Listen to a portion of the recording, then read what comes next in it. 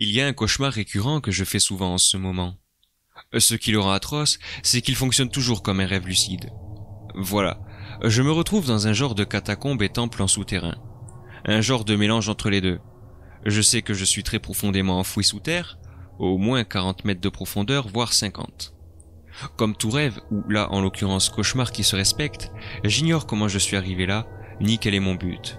Je suis sans doute un urbex, sans matériel, ou alors un archéologue, pilleur de tombes, ou chasseur de trésors, ou tout simplement moi.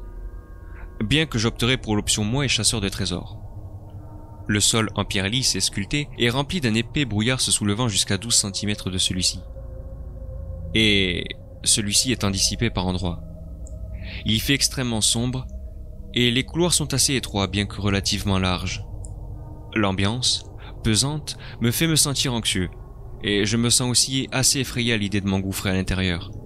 Seulement, je n'ai pas le choix. Je le sais bien sûr. Comme je l'ai dit, je suis parfaitement lucide, ce qui me laisse lieu d'explorer cet endroit à ma guise. L'écho de mes pas résonne parfois dans ce silence assourdissant, et c'est un véritable labyrinthe. Pour m'éclairer, j'ai une grosse bougie, le genre de bougie qui est censée brûler des jours entiers tant elle est épaisse, mais pour une raison que j'ignore, elle semble se consumer rapidement. Ce faisant, plus les minutes passent, plus elles fond, et je sais que je ne dois rester dans le noir trop longtemps. Mais je sens aussi que si j'éclaire trop certaines choses, cela pourrait être dangereux. Il y a beaucoup de salles gardées par des portes en bois, somme toute assez banales, mais non pas avec une poignée, mais un loquet qu'il faut lever vers le haut pour ouvrir. Et ces portes grincent énormément, en plus de posséder un épais heurtoir dans une gueule béante de gargouille effrayante. Certains passages donnent dans de très grands espaces, possédant des genres de ponts en pierre plat et fins sans rambarde, au-dessus de gouffres où la brume coule paresseusement. Des gouffres si noirs et qui, je le sais, trop profonds. Parfois, dans les salles, je trouve des bougies neuves, parfois des braseros, des flambeaux ou encore des torches sur les murs, ou même des chandeliers, que parfois j'allume, car eux ne semblent pas se consumer vite, pour une raison obscure que j'ignore. Ah, oui. J'ai pensé être un genre de chasseur de trésors, car il y a souvent des joyaux de la taille d'un œuf et des pélingots d'or purs et massifs faisant la longueur d'un vieux livre. Les sensations sont beaucoup trop réelles à mon goût. Il y a aussi beaucoup de sculptures à même les murs, et des statues dont je ne peux vraiment dire le style ou l'époque avec précision. Maintenant que vous avez l'ambiance générale du lieu, laissez-moi vous parler de ses habitants, tous plus effrayants et agressifs les uns que les autres. Il y a souvent des crânes posés sur des étagères, ou parfois même le sol. J'ai remarqué que certains étaient vivants, même si je ne peux dire avec certitude lesquels.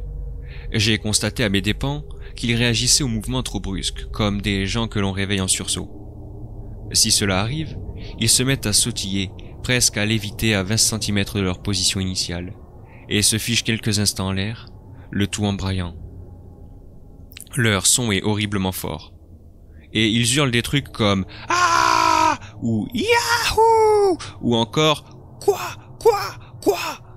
Puis ils se reposent et semblent à nouveau en état végétatif, ou simplement morts. Combien de fois ils m'ont fait sursauter. Parfois, il y a des fantômes effrayants aussi, qui, dans un cri silencieux, me chargent et me bousculent, ou bien claquent violemment les portes. Bien qu'ils ne fassent pas vraiment de bruit, ils n'en restent pas moins surprenants, et à chaque fois qu'ils me traversent, j'ai l'impression d'être sous un rude hiver, et de me faire transpercer par un vent glacial. Si cela arrive, plus je me fais traverser, plus je m'épuise. Si la pièce est éclairée, ou si j'ai une bougie en assez bon état, ils n'apparaissent pas, ou disparaissent subitement, sans rien faire de plus. Quand je suis dans le noir, les crânes semblent moins réagir, ils semblent comme beaucoup plus sourds. Par endroits, il y a de vieux squelettes rougis. Je sais que ce sont des victimes comme moi qui n'ont pas survécu. Oh, et ai-je oublié de mentionner les horribles tableaux semblant tous me suivre du regard et voir parfaitement dans le noir. Si la plupart se contentent de me suivre du regard, D'autres sortent à moitié du cadre et essayent de me lacérer de leurs griffes extrêmement tranchantes. Alors, j'évite autant que possible de longer les murs si je remarque un tableau. Après, il y a les araignées. Sales bêtes. Elles ne font aucun bruit, à moins d'être trop près. Elles émettent des bruits à peine audibles, des genres de cliquetis ou claquements de dents. Elles sont marron, mesurent la taille d'un sac de sport, leurs 8 pattes ne sont pas velues et semblent très pointues, arborant des tons caramel. Et le plus glauque, c'est leur visage humain, semblable à un poupon pâle, les yeux entièrement noirs. Quand elles attaquent, elles restent immobiles un moment à fixer. Puis, elles vont se redresser sur leurs horribles pattes arrière avant de se laisser retomber lourdement et de charger. Sauf si elles sont sur les murs. Là, elles chargent directement. Heureusement pour moi, elles sont solitaires. Quand elles chargent, elles entremettent un horrible son presque métallique. Une fois, je me suis fait mordre. Eh ben, laissez-moi vous dire qu'en plus de la douleur, leurs crocs sont aussi tranchants que des sécateurs. Et elles mordent avec férocité. Mais le pire, c'est qu'elles semblent venimeuses. Une fois, je suis mort dans d'atroces souffrances. Ma jambe était mordue et c'est très vite gangréné. J'ignore si c'est le venin ou bien l'hémorragie interne-externe qui a eu raison de moi. Et j'ai trouvé cependant leur phobie à ces saloperies. Oui, le feu. Le feu les effraie et semble leur faire bien plus mal qu'il ne devrait. C'était jouissif la fois où j'en ai carbonisé une. Ah, par ces cris atroces. J'en ai encore des sueurs froides. Pour reconnaître une zone à araignée, rien de plus simple. Il y a beaucoup de toiles tout autour et parfois des cocons au sol, ainsi que parfois même des cocons de momification, soit suspendus la tête en bas, soit à même le sol, des cadavres humains, comme tous ceux croisés. Tous ne sont pas forcément d'anciens rêveurs, d'autres sont juste décoratifs. Et si vous pensez que ce sont les pires habitants de ce dédale infernal, vous vous trompez. Il y vit une présence malfaisante, angoissante, une momie, sanguinaire et sanguinolente. Elle ne semble pas égyptienne, mais d'une civilisation tout aussi ancienne. Heureusement pour moi, elle est très lente et semble marcher comme un pantin désarticulé. Et le peu d'os qui apparaît est rouge. Ses yeux sont jaunâtres verdâtres. Elle semble bien relativement se repérer dans le noir, mais ne voit pas dans celui-ci. A contrario, elle entend très bien les bruits de pas tout autour. Une fois, elle m'a tué. Ne vous fiez pas à son aspect cadavérique. Elle a une force incroyable. Elle pourra vous propulser violemment, vous transpercer, vous broyer le crâne, vous arracher les tripes.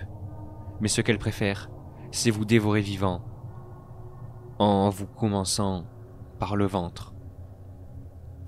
Le seul moyen de survivre, c'est de sortir par des escaliers, semblables à ceux d'un grenier ou d'une cave, d'où sort une douce lumière.